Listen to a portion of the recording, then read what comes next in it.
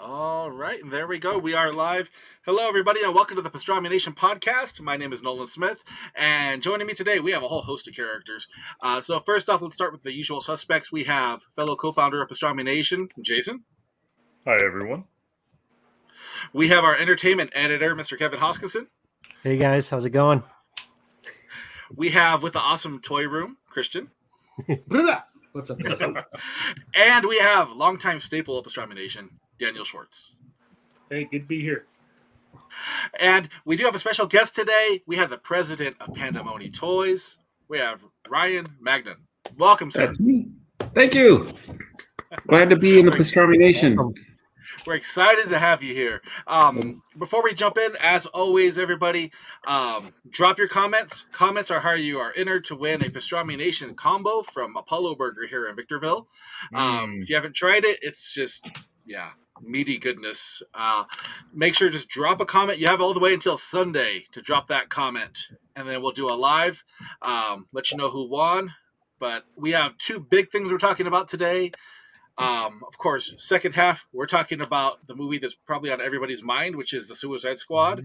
But first up, we're going to talk about an awesome Kickstarter, which is why we have Ryan here. So let's talk about Alternation and Panda Mony Toys. So first off, I see we have some comments already. Jason Bean's like, hey there. And Jason Bean is just awesome. I mean, he's been such a supporter of us. And I actually learned about Alternation last year through Jason Bean. So really appreciate him, introducing me to it, because just like everybody on this podcast, we all love action figures. So if you haven't heard of them, well, you're about to hear of them. So first, sir, if you could tell us about Panda Mony Toys and, of course, your lineup of Alternation. Sure. Yeah. So we started Panda Mony just as a sort of a pushback against all the, the reboots and the sequels that were just kind of just the reboots and the sequels. It kind of, I was in the toy aisle of Toys R Us when that was still around, and everything on the aisle was something that was 50, 60 years old, or maybe Power Rangers or something was more recent, but still it felt kind of sad that kids didn't get the stuff that we had as a kid, where there was always something new, like Masters of the Universe and like Ninja Turtles and Thundercats. All that stuff was just kind of like coming out every week. There was always something fresh, it seemed like, back then, and that hasn't really been done in a while. So that was really the kind of the inspiration point behind it. The inspiration point, that sounds dirty, but anyway, that was where the brainchild came from, and just figuring that at some point this sort of like license everything sort of trend would just eventually stop, and people would be looking for something fresh. And then we did Alternation first because we did a lot of testing with kids, thinking that they're going to be the ones to drive it. That maybe people our age are happy with Ninja Turtles and Batman and things like that. That was what we grew up with, and we like it, and forget all that new stuff. So we were trying to really focus on kids, and it turns out, we ended up getting a big cross section of adult collectors too. So, but anyway, the kids were the ones that really helped us pick out the concept we went with, which was Alternation, and the story behind it and characters we ended up using. And then Jason came along, and he's also been, I had to also say hi to Jason, and thank you for being a great fan. He's always really spreading the word about it. Oh, yeah. He's amazing. Now, these things, I don't know if anybody's had a chance to see these in person, but these are super cool. So I have the first series. This is Dark, which to me, he's the coolest looking, which is hard to say because they all look really awesome. But I mean, he's a big red frog. How could you not like him? And there's a story that goes along with this. So in here, you have a free graphic novel when you go there. And I frequent the Dark Horse app, and it's also on the Dark Horse app.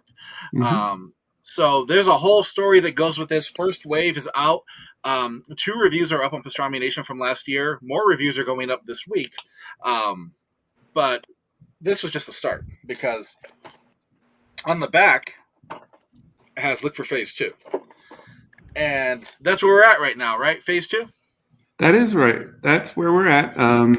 We released the brand Christmas 2019. Yeah.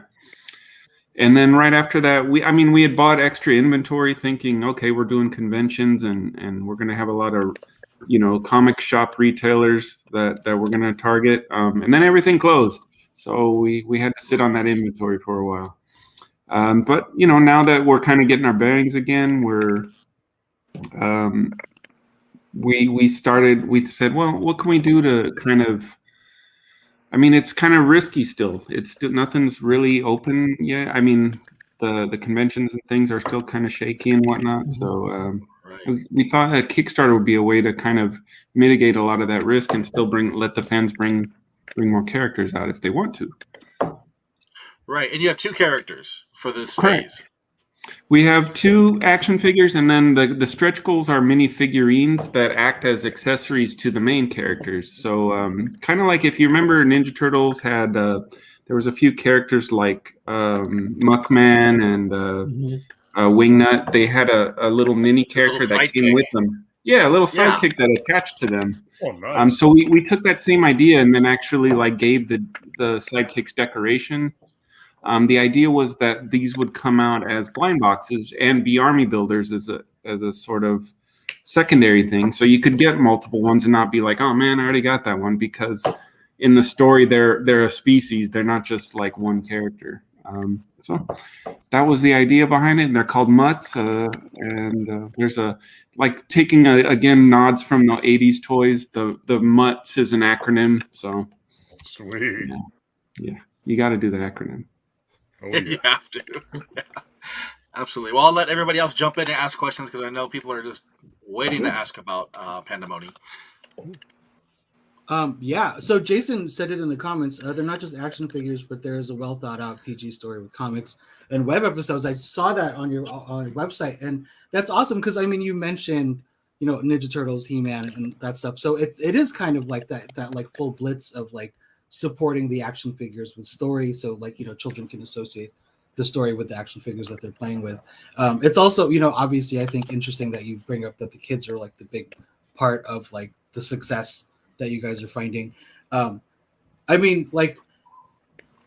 that's the first thing I thought of, right? Like, because we all kind of, at least I assume we all grew up with that like those toys and those comics. So it for me it's like it's a breath of fresh air to see what you guys are doing. But like, do you find it more difficult in this day of age, not just like with the COVID, but just like you have the advancement of the internet, but now obviously things are a little bit more difficult. But like the process of getting the comics together, the process of getting the show produced, like how is all that? It's been, that honestly has been a struggle.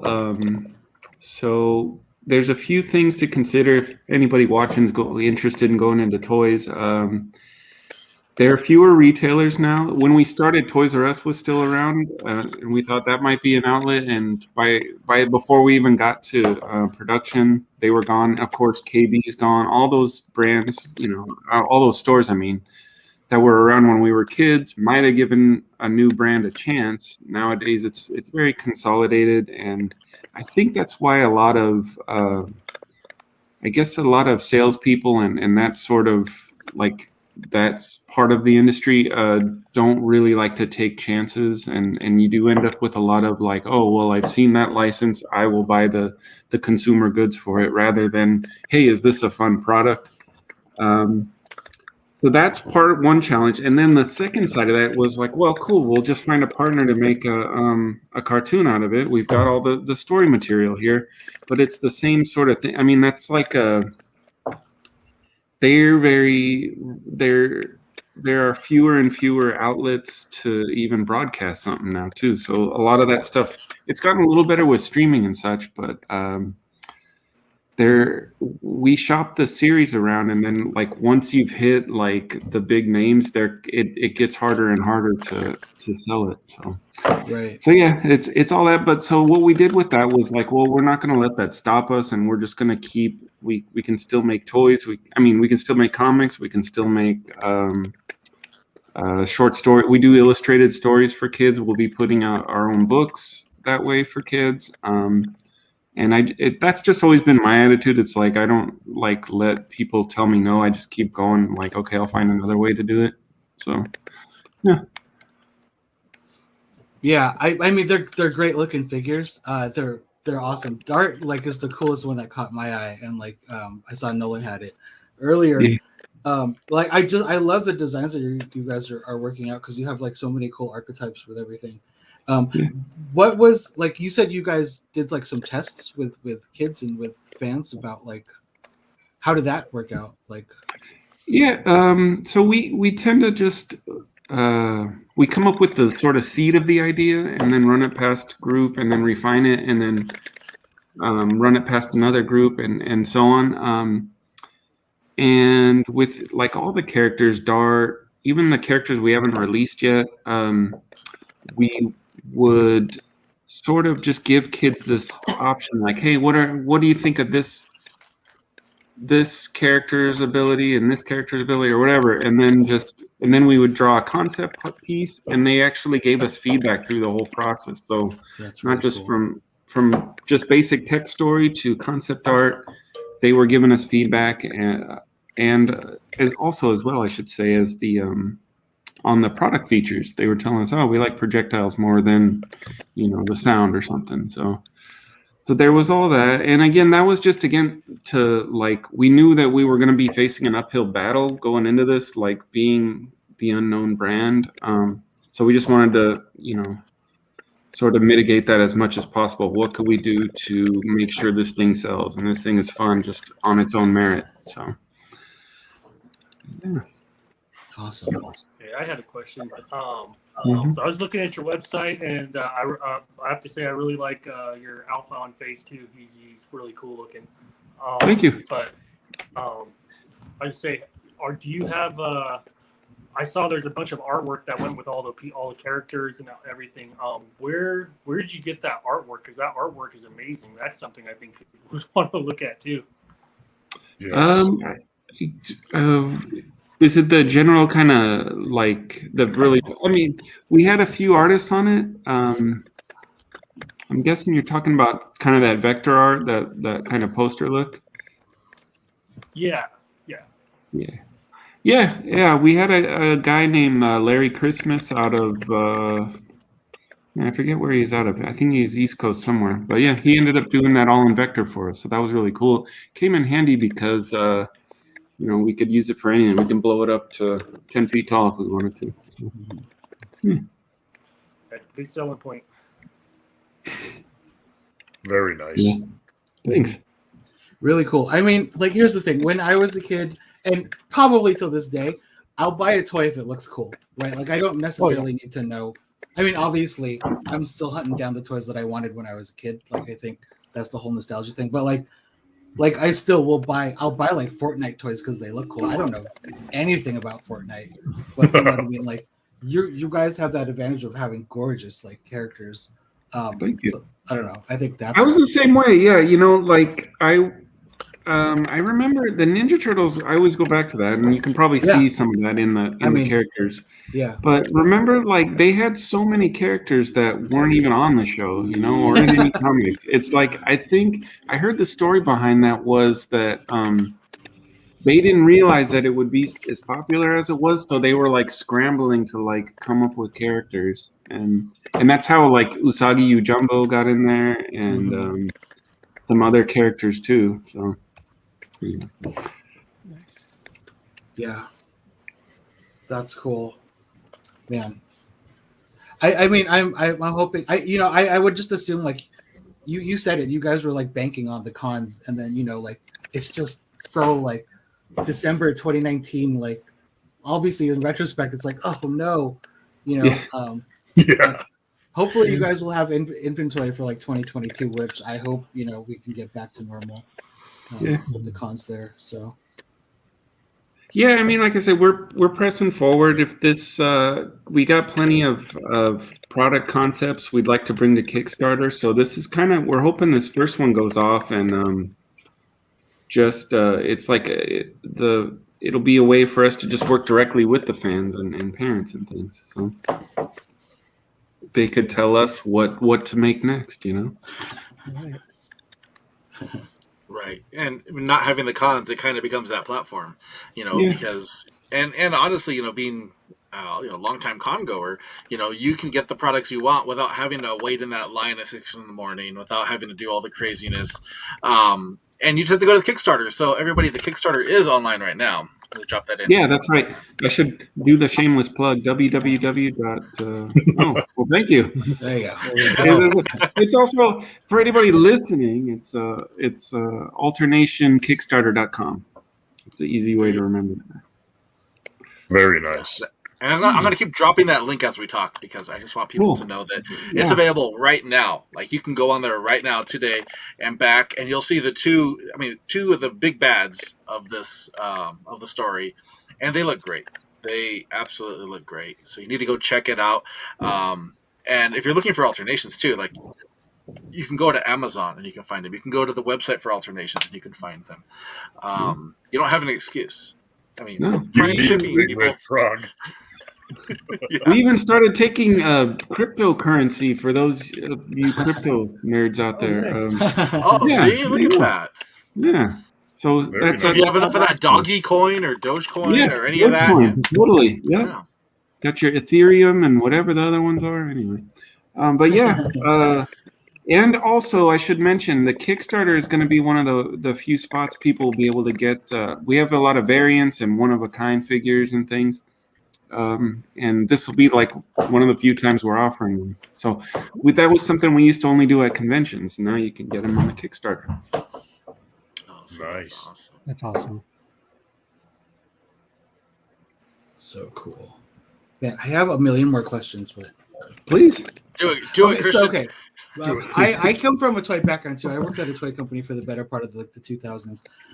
We did like a bunch of like Simpsons stuff, like weird stuff. But your process, I'm assuming you guys are like doing everything in like 3D and then going to print. So like how much of your process is digital? How much of it is traditional? Like after the print, are you guys like refining, making changes still?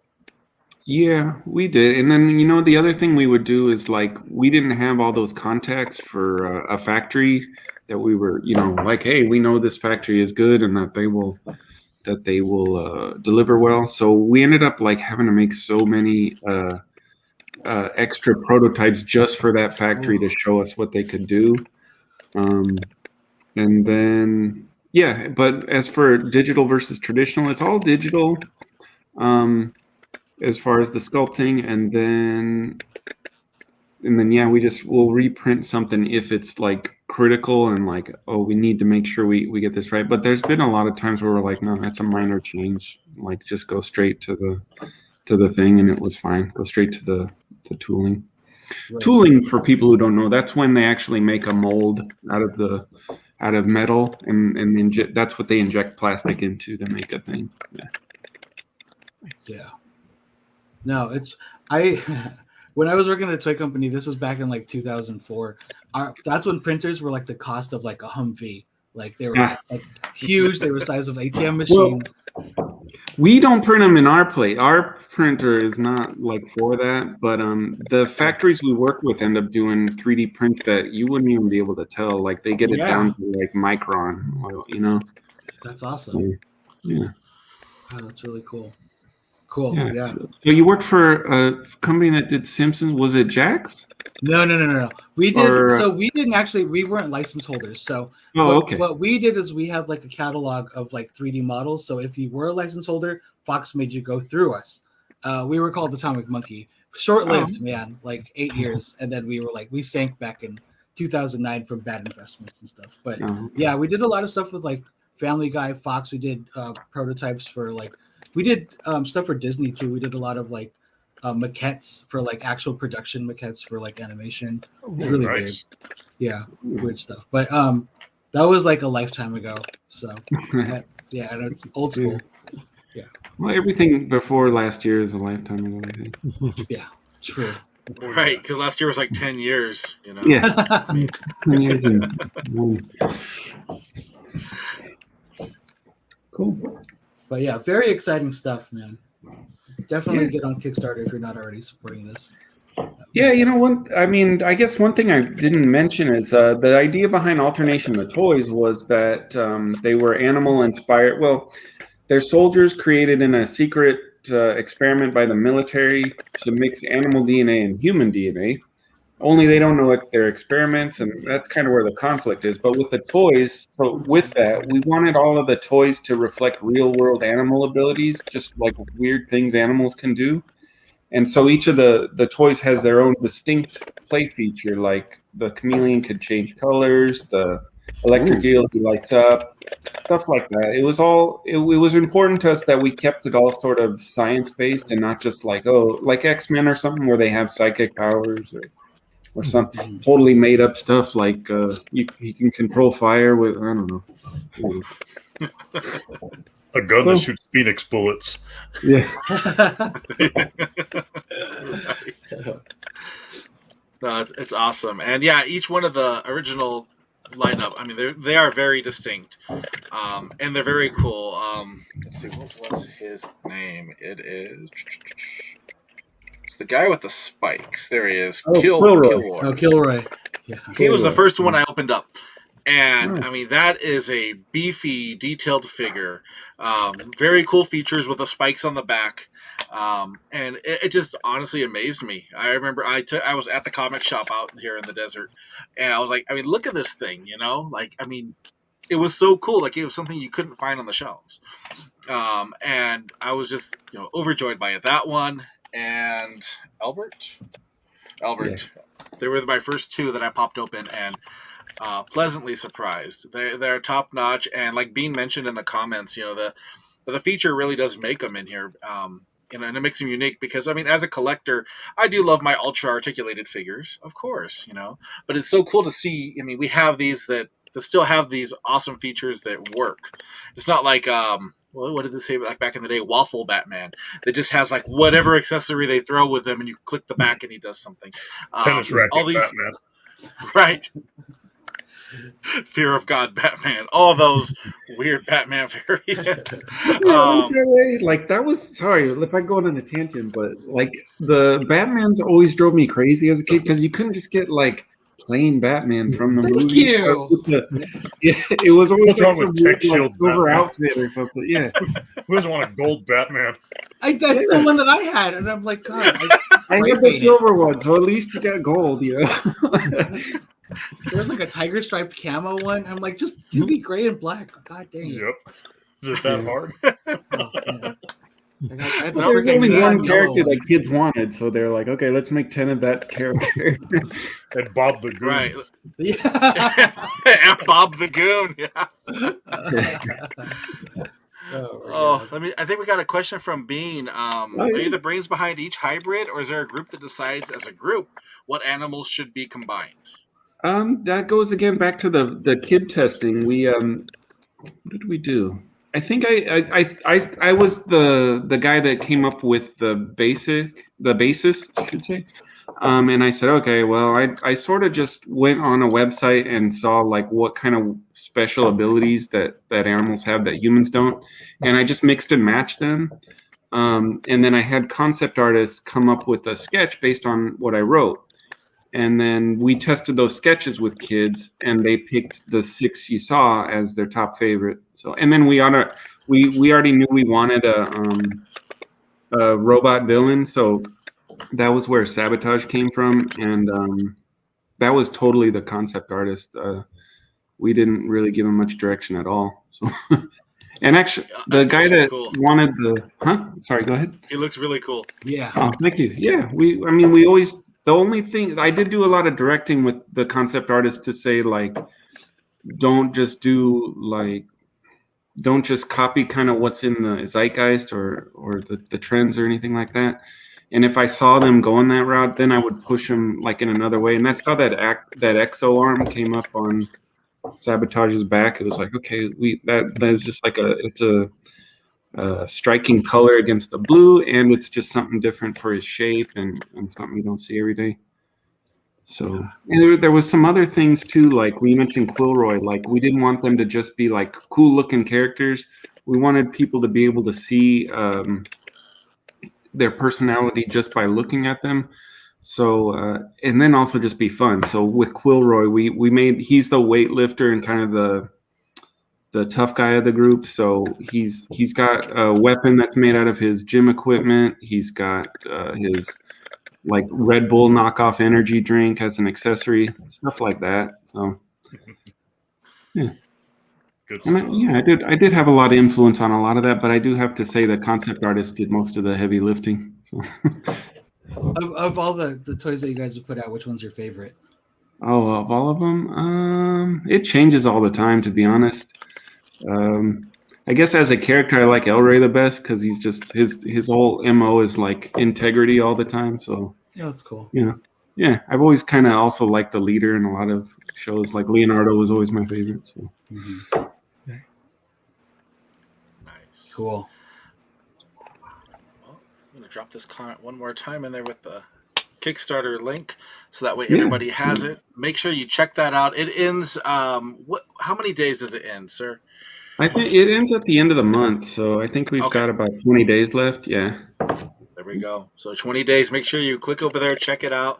The price for the two figures is not bad at all when you think about what indie figures go for right now. So check it out. You won't be disappointed. They've already produced amazing figures, so you have nothing to worry about. This, it's not an unknown coming into it. Because I know sometimes you think Kickstarter, you're like, oh, you know, they're going to take my money. You know, I can tell you out of the 130 Kickstarters I've backed, 2 have welched on me and not delivered. Everybody else has. 2 went through. I was gonna be like that. Oh no! Everybody else has been amazing. So please bid with, go in there with confidence. Back that with confidence. And like you said, there's a lot of things that are going on that Kickstarter. Yes, you have the 2 figures. You have different things on there as well. You have chances to get the different variants of the figures, different color weapons. So make sure you go check it out. And you'll be seeing a lot more spotlighting alternation as we move through the campaign, so that way people can see like, wow, yeah, I need to be a part of this. I'm glad you brought that up. I didn't realize how bad it was on Kickstarter. But yeah, this thing is ready to go. So I mean, we've got all the modeling done, all the testing done. The last thing that we'll test is just making sure that it passes safety, but that'll be nothing. Like that's easy. But basically, all the work is done, and it's just this last step of like actually creating the molds and going into mass production. So, and yeah, if the money's there, it's not a problem at all. If the Kickstarter funds are there. Awesome. Well, then everybody, you need to go over there, check it out, make sure and share it. Because if you're a fan of Pastrami Nation, you're a fan of action figures, so you want to go check it out anyway. And make sure you share it with all the groups and whatnot, because we want to see this happen. We want to see those 2 bad guys come to life. Yeah. I want to see how they measure up in comparison to like Dart and the other figures. So make sure we make that happen. Do you want me to keep that a surprise? Or? No, I mean, if you want, I would love to see comparison shots. That would be super cool. Oh, well, okay. I don't have shots, but definitely Alpha is bigger. He's going to be our biggest character yet. So, and he's got these articulated wings. I don't. Yeah, it's going to be great. So nice. Oh, yeah, we need to make this happen, people. We do. Yes. So check it out at that link. Yeah, and we are really counting on word of mouth more than anything. So it's great. You guys have a lot of action figure fans. Oh, absolutely. We have fans, we have artists, we have people like Christian who have been in the game. As he sits in the room. We need your social media. I'll look right in the camera. Bring us your social media following. Yeah. Oh, there we go. Any more questions for Ryan before we jump to the next topic? Just one. So are you guys working on any more concepts for like phase 3 or an extension of phase 2? Yeah, I'm glad you asked that. We are working on concepts for Phase 3. We've got some characters that were shown in the Dark Horse comic at the end, and it'll be our first 2 female characters, 3 female characters, and also an aquatic character that will actually, his feature would be swimming. So, and we also want to do more with playsets and vehicles. We've got plans for that. I think we've got a concept for playsets that I think would revolutionize like the whole sort of industry around playsets. So I hope we get to do that. Even if we don't do it with alternation, we'll be bringing that out. So in some way or another. And then we also have, I'm alluding to, we have other concepts for other brands as well that I'd like to get out. Some vehicle, if you were a fan of Mask or Jason the Wheel Warriors, we have Wheel some Warriors. stuff like, Wow. yeah, Sawboss. we have some stuff that's like that, but it's the same kind of thing as alternation. It's like, if you love that, it's like this, but more modernized. So if He-Man is to alternation what this concept is to Jason the Wheeled Warriors or Mask. So. Oh, that's exciting. Yeah, we can't wait to see what the future holds for sure. Thanks. Yeah, I mean, the only way. So be sure to pledge so we can do all that stuff. And we'll do another Kickstarter and another Kickstarter for all these things. Nice. So, or not. It, Or it just use guarantees you the product. Yeah. Yeah, you might as well do it. You know, you go on there. It's a simple. If you've never done a Kickstarter, easy stuff. You just go on there, you pledge it. Once the campaign closes, if it reaches a funding goal, you get charged, and that's it. You know, there's no confusion involved, and yeah, make sure you do. Make sure we get this brought to life. And I see Jason Bean put, "OMG, I want playsets." Yep. Yes. We want you to have those I know you do, places. Bean. Yeah. Well, awesome. Well, again, make sure everybody go back it. We're about to transition to the next one, but Ryan, please stick around if you'd like. Yeah. Because we're gonna talk about Suicide Squad right now. But first, make sure drop those comments for a chance to win a Pastrami Nation sandwich from Apollo Burger in Victorville. And you have till Sunday. And I see we got some more people that have popped up. We have Rebecca, Heather. We have David Woodring. What's up, Woodring? So make sure you drop that comment, and let's go ahead and jump into the craziest movie that opened this weekend, The Suicide Squad. So we're going to talk spoilers. So if you're like, I don't want to hear spoilers, just put it on mute. Leave the video open so you can still see us. But Put a Starro on your face so you can't hear it. Just put a big alternation Kickstarter link. Yeah, you can look at the alternations Kickstarter while you're listening to So, all right. So, what did everybody think? Initial thoughts if you saw it. What did you think of The Suicide Squad? Go. Loved it. Yeah, it's James Gunn gone wild, and I loved it. Every second of it. Yeah. Yeah. It took me, I had to watch it twice, obviously, but yeah. I was kind of like Kevin. I had to watch it a second time to kind of appreciate it a little more. I went in with huge expectations. It's like, it's getting 99% on Rotten Tomatoes. Everyone's loving it. And there was a few things that I was a little disappointed with after watching it, especially like with the trailer. The trailer spoiled quite a bit of the good parts of the movie. I was really like the gag where they're going to rescue Harley and then she already got out. They spent 20 minutes in the movie setting that up, and they already played out the gag in the trailer. So that stuck with me a little bit, but my other big disappointment was just Peter Capaldi. I love Peter Capaldi from Doctor Who, but it's like they didn't make his thinker intimidating. Like if you remember Clifford DeVoe on The Flash, he was terrifying. He was 25 steps ahead of everybody. And they could have plugged in Joe Random Scientist to do the same role.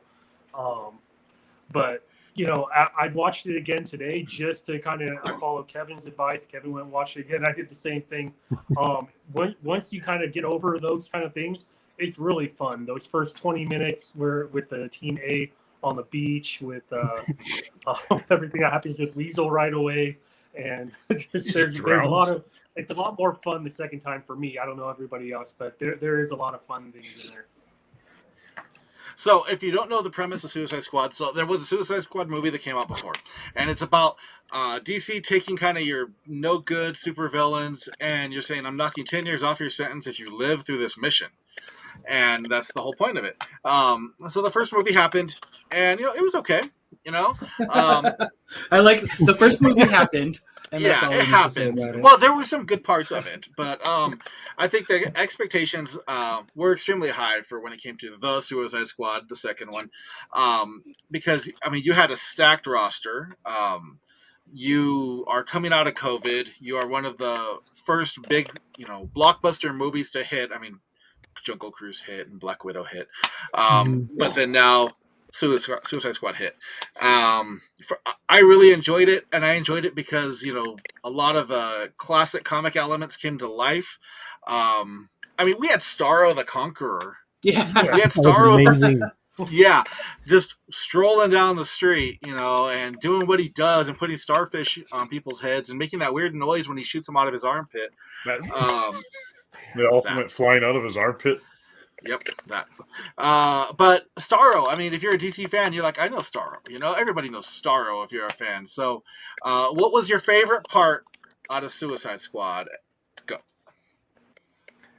So I'll start. So actually, mine was I'm a huge Harley Quinn fan as it is. So her breakout of that when she was locked up, I thought that was really cool. Like when she had the javelin and like it had all the the cartoon like flowers and like everything like popped up behind her, and it was like she was basically like she was in a comic book panel, and it looked incredible and it looked amazing, and I thought that to me was my favorite part. Yeah, that was my ultimate favorite part out of the whole thing. I loved it. All right, who's next?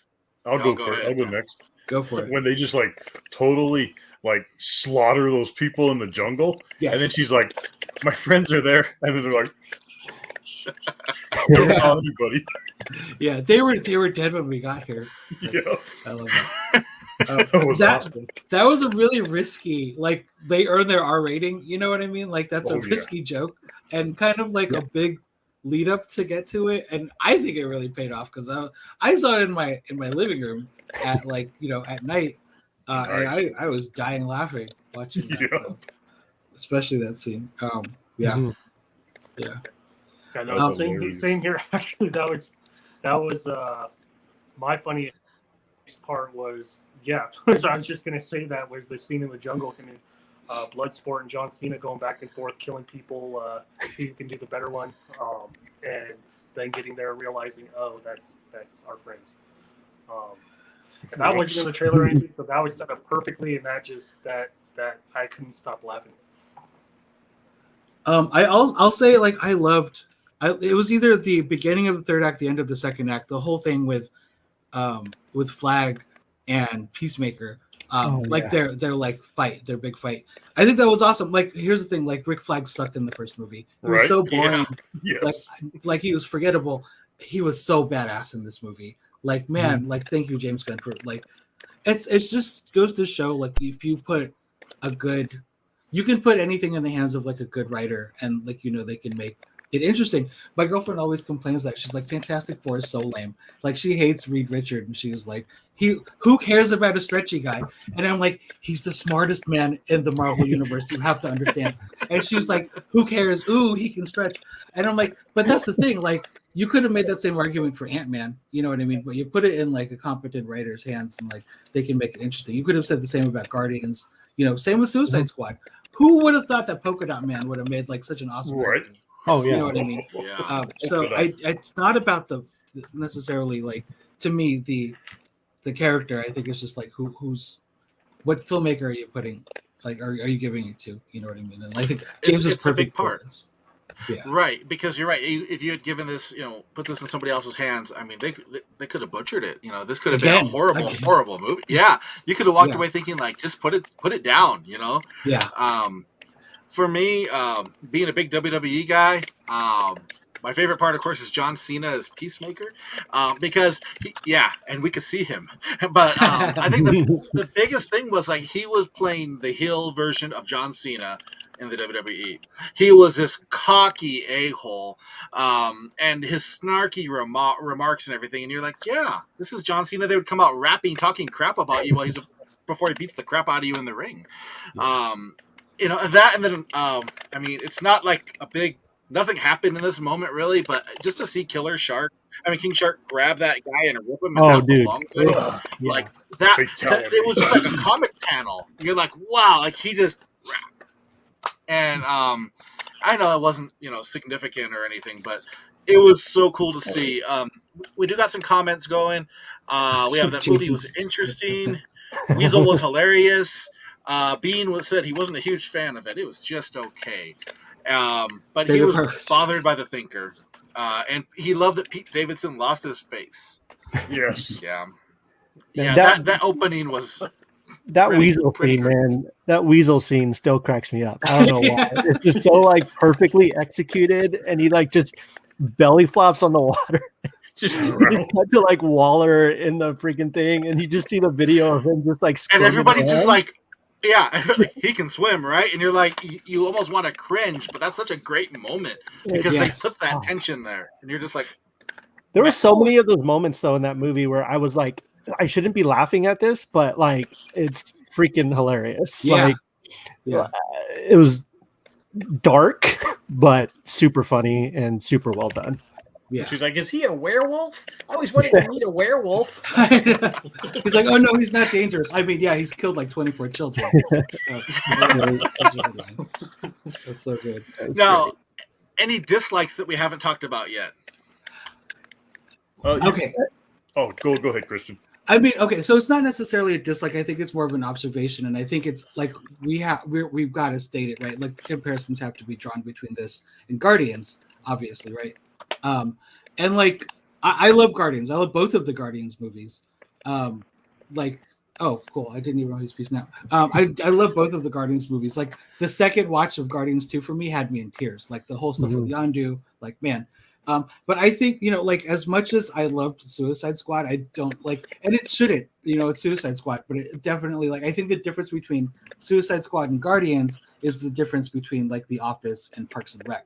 To me, like, I think, and that difference is heart, right? Like, I think the different, like, Parks and Rec is like love, like they all care about each other and they all look out for each other, and The Office, not so much, right? So I kind of equate like Suicide Squad is The Office, right? And like, yeah, and Parks and Rec is like Guardians. Like my girlfriend said, she's like, I can still watch like Guardians over and over again. She's like, I don't know, as much as I love Suicide Squad, she doesn't know that she would sit down and watch it again. Which is fair. I mean, I would, because I fucking loved it. You know, like I get that. I mean, I think that's like a valid criticism for her to have. So absolutely. But yeah. And you know, it's not for everyone, you know. It's extremely gory, extreme language, and your main villain is a massive starfish. Hey, what about the polka dot man? You know, I like the polka dot man. I thought he was pretty cool. I see her everywhere. And then, like, they all had her. I was like, that was fucking hilarious. And when Bloodsport's like, it's your mother, and then you just see the massive mom going at it. But I saw a really good comment on Facebook about what kind of summarized Polka Dot Man, because he didn't quite feel like the other characters, right? He felt a little awkward and a little different. And somebody said, Polka Dot Man feels like he should belong in Mystery Men. Ooh, and I was like, yeah, he absolutely would belong there with, you know, the shoveler and, you know, all those weirdos, because they're kind of like normal people trying to do something. And that's what he was. He didn't want these powers. His mom forced them on him. But boy, what powers did he have? I mean, when you think about the group, his powers are pretty badass in comparison to most. Yeah. Like he could just disintegrate. Yeah, but Ratcatcher 2 was, I mean, to me, she was the sleeper hit. Like, I didn't expect Ratcatcher 2 to be that big of a character. And I love that they said Ratcatcher 2 and that Peacemaker had to say, like, why we couldn't afford Ratcatcher 1. Because it's like such a callback to the comics, because we always have, you know, so many villains in a row, you know, Green Goblin 2 and this and that. So it was so cool for them to say Ratcatcher 2 and not just Ratcatcher. It was very much a love letter to comics. You know, this Yes. whole film, and I mean, King Shark. You know, I mean, you got Sliced Alone in there as King Shark, and I know King Shark was one of my favorite characters and one of Jason's favorite characters. Mhm. Oh, Hey, Oh, you got nice. it, bastard. That's Nice. cool. Look at that. I've been hunting for that. I said I think I just heard somebody call him a bastard, but yeah. That was me. That was me. That was pure jealousy. Pure jealousy because I'm looking for that, man. Just call me Jon Snow. But that's also, I'm trying to get it for Hampton too. Steve Hampton said he wants that figure, so like I'm trying to find hunt down one for him, one for me. So, Nice. We'll keep an eye out. Yeah. Cool. Thank you. Appreciate it. But King Shark was so cool. I mean, I know he didn't add a whole lot to the story part of it, but he's this big indestructible shark who fell off a building, and then a building fell on him, and then he still got up and ate people. Like the only time you really saw him getting hurt was when those little like piranha things were like nibbling at him. Yeah, those things can go to hell. Yeah, how dare they? At first, I thought he was done once those started getting him. I'm like, please don't kill King Shark. I haven't cried in a movie in a while, but I might have cried then. You know, I saw I can't take credit for this, but I forgot. Like he's bulletproof, right? Like he was just bullets are bouncing off him. How did Waller put a bomb in his head then? I don't know. Just a weird question, but that's a good question. It's a really good question. I don't know. Unless he was bluffing with him. I know, right? The whole time, or just and just like there's something in your head, and he's like, so good. See, this movie is a perfect example of what happens when you give a filmmaker who actually loves the source material and who is a comic book fan and who is just a fan of it, like makes a movie. You know what I mean? James Gunn, he's got obviously Guardians of the Galaxy, and then this one. I mean, there's a stark difference between the first Suicide Squad and then the Suicide Squad. You can tell the hearts, like in Suicide Squad, the first one, like the heart just wasn't there. Like I rewatched it again, and it's fine. Like I'll watch it, I enjoy it, and I thought that one thing that movie had that this one was kind of lacking was like the superhero cameo aspect of it. Like I thought it was kind of cool seeing Batman show up and seeing these characters we know show up in this world. right. One thing I would have loved to seen is I want to see that fight that ended Superman into the hospital between Bloodsport and Superman. Like I want to watch. I will watch that movie. Just them two going at it. Like right. That would be. But that was such a good setup, right? Because for a lot of people, you think Ultimate Assassin, villains. You're thinking Deadshot or Deathstroke. You're not really thinking Bloodsport. So I love that setup. Like he put Superman in the ICU. You're like, oh crap! Like this is not your run of the mill guy. I know this sounds like I did not miss Deadshot at all in this movie. How dare you? Like I did not. He wouldn't have been needed. He wouldn't have been needed in this movie. And I think I like Bloodshot better or Bloodsport better. Yes. I think Idris Elba is a better actor. I don't know. For me, it worked a lot better. Them's fighting words. I mean, that's I don't want to. That's a Fresh Prince, I love. I feel like I'm saying like I love the old Kanye. Like I love old Will Smith, but like Idris Elba is also like brilliant. I think it was the writing. Well, agreed. That was the big difference. Yeah. Right. So, yeah. It was just showing a little more love for Bloodsport. And to have Idris Elba, actually bring to life a super villain, that was so cool to see because this is somebody of his caliber coming out here to do his DC movie. It was fantastic. And for those who don't know, he's doing Knuckles next in Sonic 2. Yes, he did Marvel too for a little bit. Yeah, he was right, which was so cool. Heimdall. There's quite a few implants. I think there was like a Mantis. Mantis was like did a cameo at that little club that they were at. She did. She was the dancer. Yeah, like the one that they focused on. I think Gunn's brother was in there. Yeah, Sean. Yeah, he's in everything. And he was Weasel, obviously too. So. Yeah. And Taika. I mean, Taika. Ratcatcher won. Yeah, exactly. Oh, we got some comments. So one directed at the smartest man comment from Reed Richards that there is only one Doom. So there you go. And then Idris is far better than Will Smith. I mean, I do. I like classic Will Smith. I'm not gonna lie. You know, I like Yeah. Fresh Prince. I like Independence Day. I thought he was fine in the first Suicide Squad. I just like. I mean, what was the last movie he did that we all loved? I mean, let's be real here. Aladdin. Yeah. Aladdin. You loved Aladdin? I did. I loved Aladdin. Actually, you know what? Aladdin was actually a lot better than I thought it was going to be. I haven't given it a chance yet. I gave it. I have a poster up of Aladdin right now.